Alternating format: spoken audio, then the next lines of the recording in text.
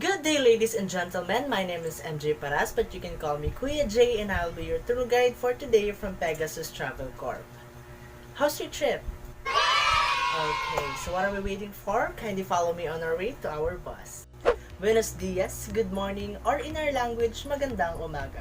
I want you to remember my name, Kuya J, and on behalf of Pegasus Travel Corp, we will fly you to the competitive city in the heart of the North, here in Metropolitan Manila, Paranaque City. So before we move on to our tour, I want you to remember these three important letters, PLM. P stands for precautionary measurements, which means always wear your protective gear such as face mask and face shields. Always observe social distancing and have an alcohol by your side. The next letter is letter L, which means littering is bad. Always practice kaigo, which means clean as you go, and be responsible to our waste. And in the last letter, which is letter I, meaning instruction. If I wave this flag up, you only have 20 minutes to roam around the area. And if I whistle this once, meaning you only have 5 minutes left. And if I whistle this twice, meaning we are now ready to go to our next destination. There are various of malls and shops, store of all types, nature parks and plazas that you and your family and friends may see and enjoy the small pleasure of life.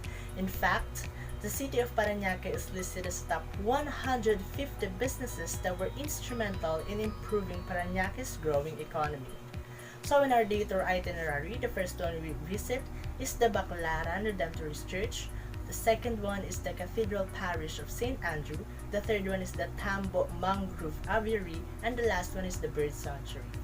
Hope you enjoyed this little trip and have a nice day. I know all of you are so excited to go to our first destination. But first, I just want to give you a brief understanding about its history, culture, and the lifestyle of the Filipino way back 1500s. Paranaque was founded in 1572. Since the location was close to the sea, the Paracaños did much trade with the Chinese, Indonesians, Indians, and Malayans, where the only sources of incomes are fishing, weaving, salt making, etc. This highly urbanized city was just once a small fishing barangay during the pre-Spanish history of the Philippines.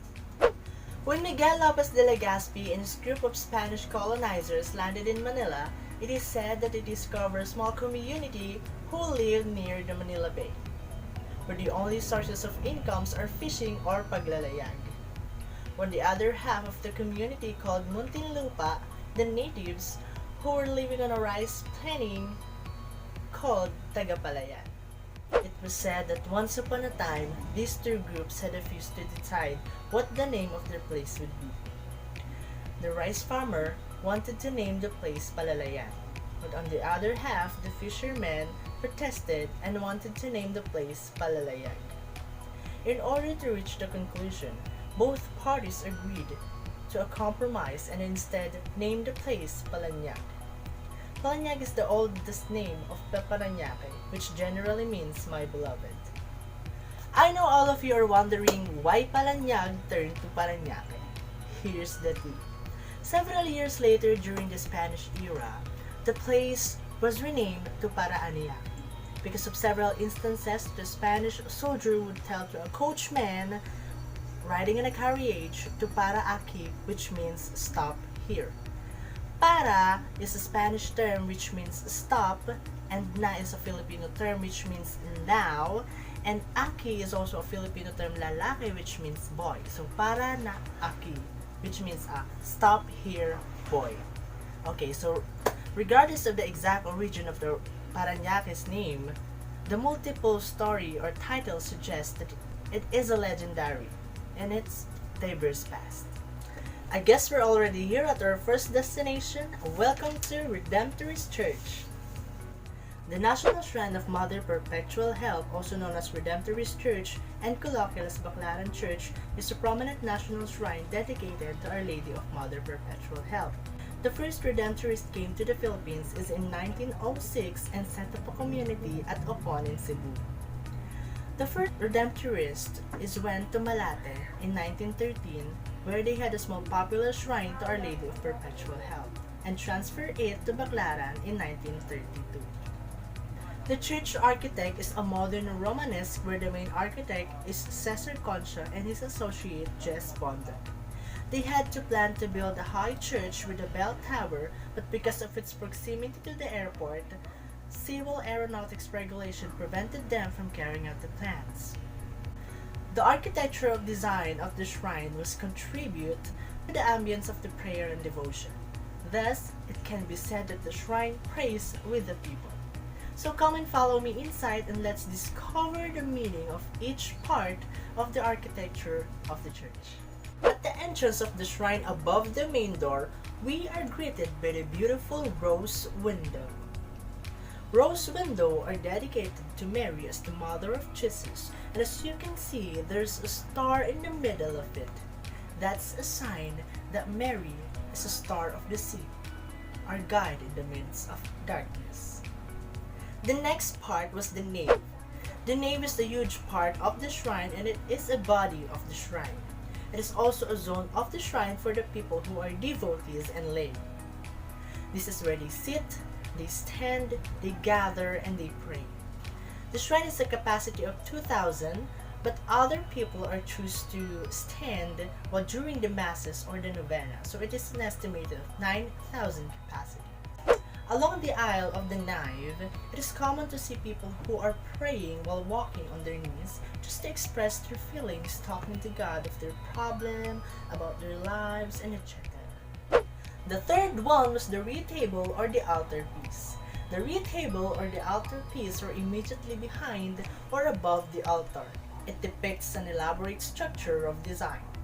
It is also a beautiful symmetrical work of art. It incorporates the tabernacle and also serves as a pillar for the icon. The reed table contains of a beautiful bronze of sculptures of 8 pairs of wet stalks intertwining with each other. The point of intersections here is a tabernacle and a crucifix. 4 doves represents the Holy Spirits that surrounds the crucifix. A bronze sculptures of wines and a burnt grapes are floats above it. The wet and grapes are symbolizes the bread and the wine of the Eucharist. The baldachin is the shrine's centerpiece. Its columns and capitals are made of shrine, Gallio, Oro, and Puticino marbles. The gracefully curving altar rails under the baldachins are made of white Carrara marbles. The shrine columns are made of black Belgium marbles, Mororo onyx, and Venetian mosaics. As we go along the church, we can see the icon of Mother of Perpetual Help. The main object of veneration in the shrine is the icon of Mother of Perpetual Help. The original icon enshrines above the main altar came from Germany and it passes through Ireland and Australia before the Redemptorists brought it to the Philippines in 1906. And it bears the papal arms in the back paneling. As we enter the church, we will witness the beauty of its ceiling. The ceiling is designed in acoustic purposes, but the more important here is that it's Albert spiritual, the purpose for the design of the ceiling. The design is patterned in 2 hands joined together as the symbol of praying. This evokes that the spiritual ambience that the shrine is prayed with people. As the thousands of people devotees praying the novena, the shrine prays with them just as Mary, the Mother of Perpetual Help, prays with them. The next one is the golden color. Gold is the overriding color of the shrine, which comes close to the golden background of the icon. The gold in an icon evokes the life of joy and peace in eternity with God, which we are all destined to be. The color between soil and ground, and gold immanent and transcendent. The next one is the candle chapel. This is the second most popular place in shrine where people light candles and pray silently and solemnly. Ladies and gentlemen, we are here at our last spot here at the shrine. Welcome to Carillon Bell Tower. As I mentioned earlier, is it part of the plan that was rejected because of its proximity to the airport. But after 60 years, the plan was realized. In 2015, the Carillon Belfry was built near the western entrance of the shrine on Rojas Boulevard. And on September 8 at the same year, Archbishop Luis Antonio Cardinal Tagle was blessed the newly built belfry. There are also 24 bells in the tower imported from Austria. There are 4 mosaic panels of Our Lady of Perpetual Help on each side of the belfry. Carillon are automatically programmed 15 minutes before the Mass or Domena service. For now, I'll give you 20 minutes to roam around the area and discover some of its mythical architectures of the shrine. I know all of you are enjoyed in our first destination, but first I want to give you, don't get too excited because now we are heading to the next destination, the Cathedral Parish of St. Andrew. But before that, I want to give you some background history about the cathedral. This cathedral is one of the oldest churches was established here in the Philippines since 1580. It was administered by the Spanish Augustinians friar in that era. This 4th century old church is situated in Quezon Avenue and La Huerta in Paranaque. This church is situated in the Roman Catholic Diocese that comprises Paranaque City, Muntinlupa City, and Las Piñas City. So I think we are here at our second destination, so come down and follow me to discover its mysterious history. Welcome to Cathedral Parish of St. Andrew. This cathedral is a Baroque style that has a very engaging concrete facade with an image of St. Andrew on top. This cathedral also has a 4-story high bell tower with a design that reminds me of St. Mary Magdalene in Kawit, Cavite, except that it has a cross on top instead of a winged veil, but it notably had a buttress too. This cathedral also is considered as the Jubilee Churches for the Year of Mercy, meaning that the pilgrims are encouraged to enter the Holy Door as receive the so-called plenary indulgence. The historical marker found in front of the church, aside from St. Andrew, the Apostle. The church is also under the patronage of Nuestra Señora del Buen Suceso, or also called as Our Lady of Good Event. Another marker officially declaring that the church as a diocesan shrine of Nuestra Señora del Buen Suceso marked on August 10 in 2012. And now we are here at the Bell Tower. During the 16th and 17th century, the St. Andrew Chapel is made up of only a few homes, but found mostly along the Paranaque River and the Manila Bay in the presence of Don Gallo, La Huerta, and San Dionisio. But later on, the Tambo, Santo Niño, and Mclaren is developed. Don Gallo, La Huerta, and San Dionisio built visitas or satellite church with the facades but facing the St. Andrew Church. The San Nicolas de Tolentino Chapel, the one is located in Don Barrios, La Huerta, still has the inscription in 1776, the year that the chapel was established. And we found another historical markers at the side of the St. Andrew.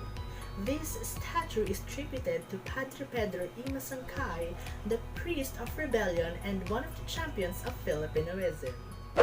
I failed to get a decent shot of the interior part of the church, but as far as I know, these are the church main altar.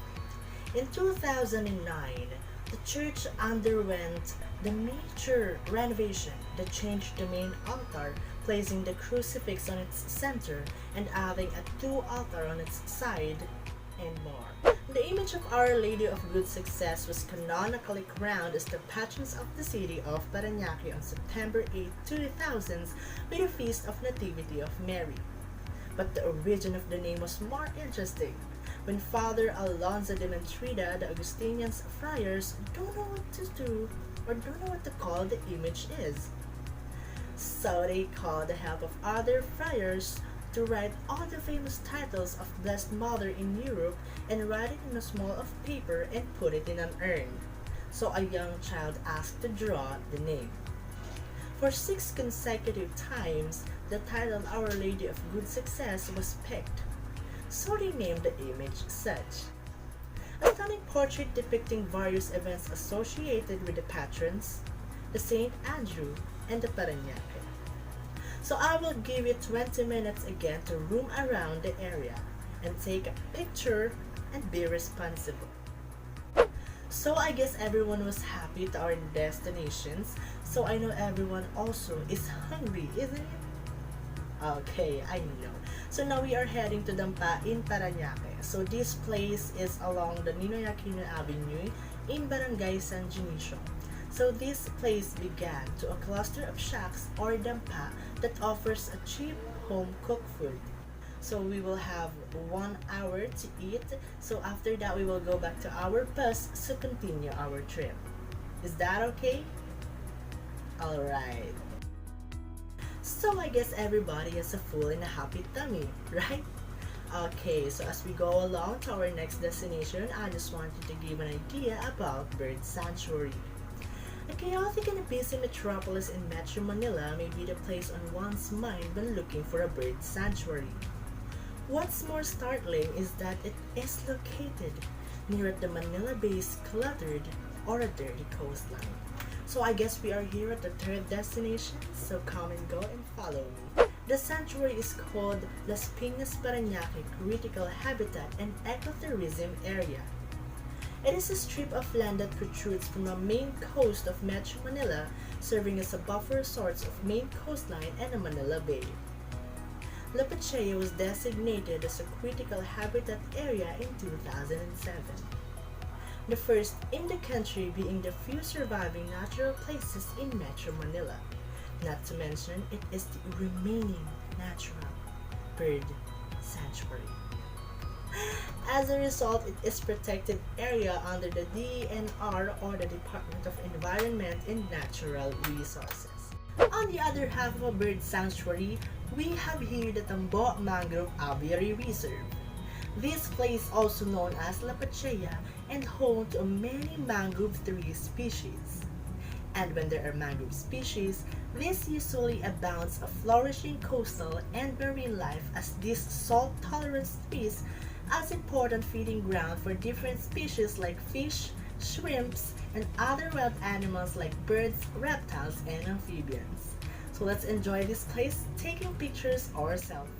The most heartbreaking part of being a tour guide is a bidding goodbye. But always remember that the history serves in the development of our greater understanding of the world. Are you all having fun for today's tour? Yeah, I know. So this will be the end of our tour again. I am Kuya Jay and I'm your personal tour guide. On behalf of Pegasus Travel Corp, we would like to express our gratitude for this wonderful time we had here in Paranaque. And we hope to see you soon again. Muchas gracias.